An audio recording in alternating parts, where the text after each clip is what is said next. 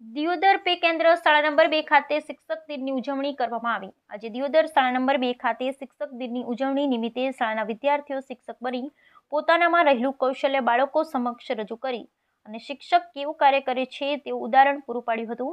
શિક્ષક કभी साधारण नहीं होता, प्रलय और निर्माण उसकी गोद में होते हैं। જીવન મૂલ્ય કેવી રીતે ઘડાય છે તે ઉજાગર થયું। શિક્ષણ બાળકોના જીવન વિકાસનું જે ઘડતર કરે છે, પાયાનું શિક્ષણ આપે છે, એ આજે શિક્ષક દિન નિમિત્તે જે વિદ્યાર્થીઓ શિક્ષક બન્યા હતા તેમણે ઉજાગરે કહ્યું કે શિક્ષક વિશ્વકર્માની જેમ સારામાં સારું ઘડતર છે, સારા નાગરિકો તૈયાર કરે છે, તેમજ જીવન જીવવાની કલા પણ શિક્ષક પાસેથી મળે છે।